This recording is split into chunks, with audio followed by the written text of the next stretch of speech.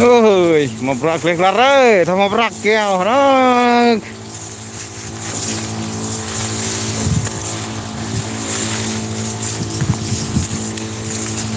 rồi thằng gra dân này đọt tàu kia mình kêu vậy bình dòng tây ta nang ngon ta bộ rạ ba cần giờ có mạ vô dân rê có này đọt tàu hay cái ground đúng mạ cho này à ông không rắc này nữa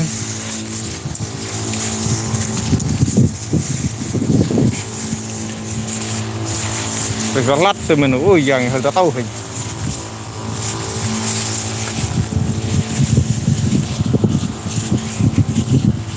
này khó khăn đấy một rắc đó một rắc thì nguy đó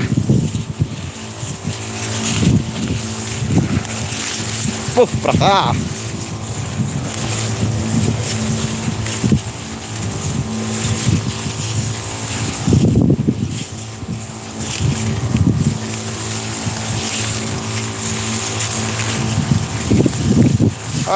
yang đây lại buat lại là bị phê ha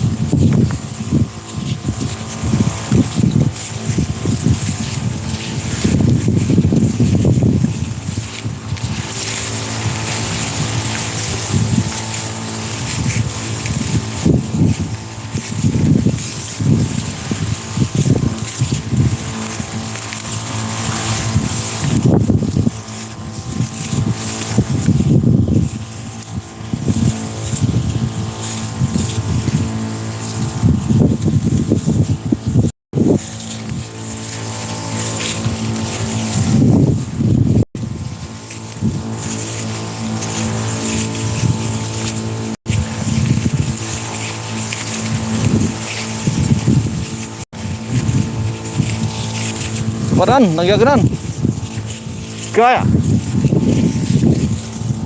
kaya kang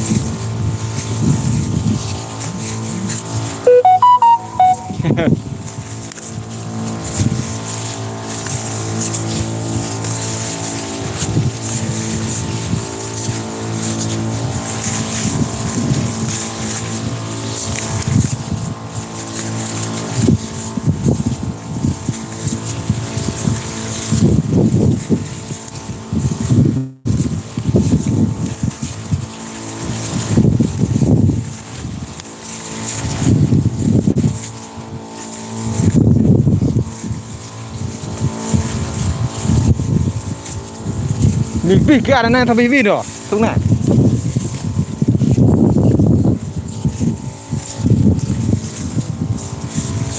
tahan ke hang kagak le deh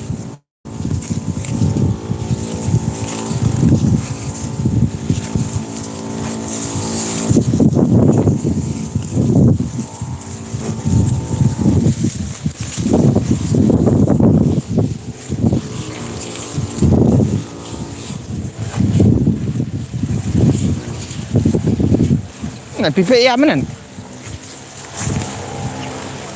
Mang baik net thôi bao nhiêu?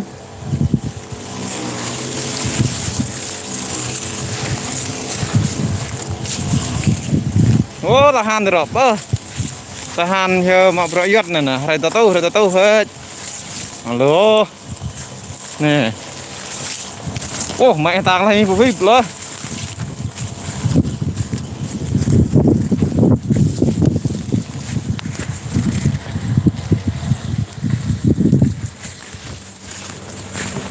Ro, oh con này ro. Nannya kiran, nan get. Nan brunya.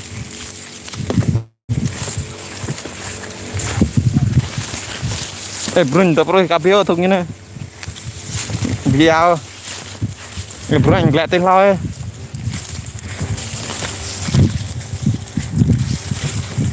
Giọt này rõ hư tịch nhé, dần khang là tar. Và tar. Đấy.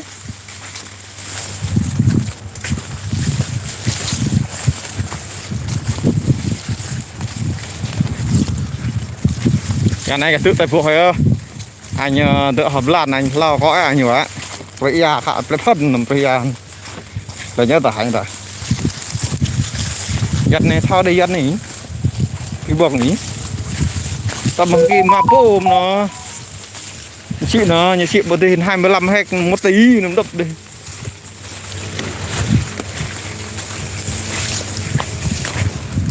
Nhập la bao thì con này từng này 13 hectare con này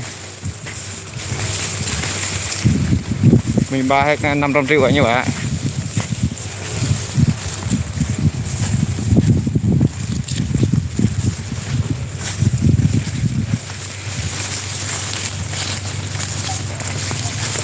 Latar mun lệch đó gần đó mà min rạc kể tập lát nó có mỏ đi cặp nhiều chị tội nhiều này cái mà bô nó mò chả rắc nó ní ông này chật mập rạ như này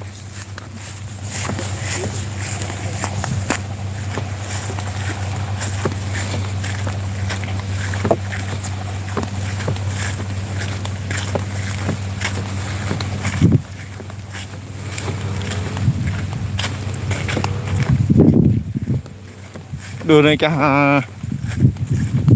cả 5 tét mà tét cả 5 tét đấy cái 5 tét ra cái tua rồi rồi chỗ cái từng từ 5 tét từng ô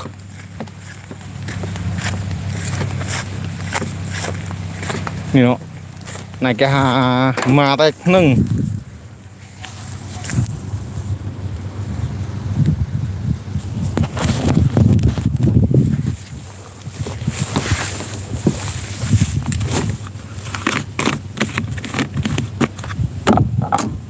cái 5 tét nâng nhỉ cái thằng 5 tét ra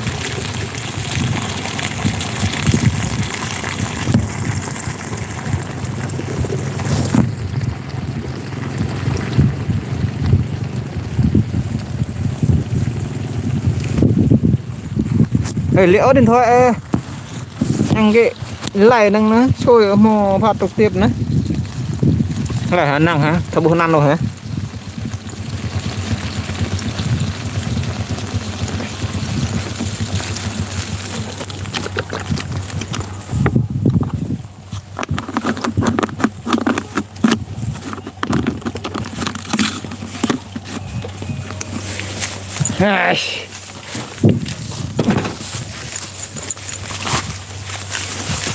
giúp vào rồi mà thử luôn cho nhiệt đấy rồi mà thử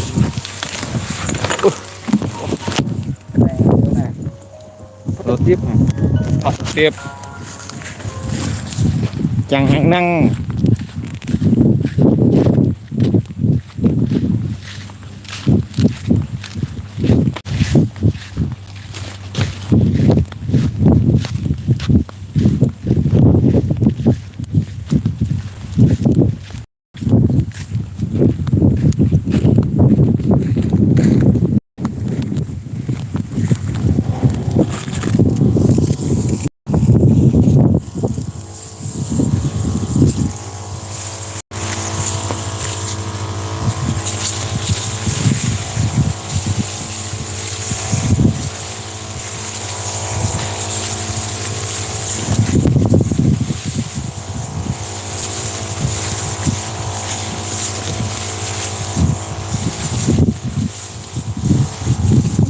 lùng cùng lại không cả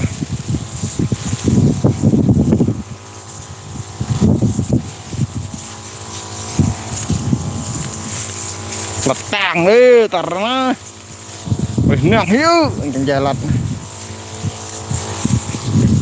làm hàng thùng cái rau nên cặp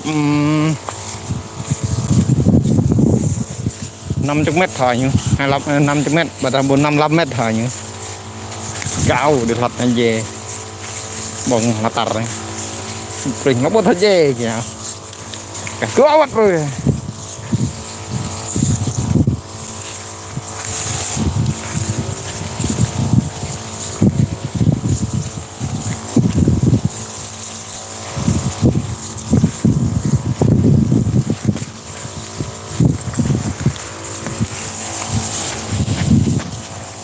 Cơm nhé, phạt được tế ba.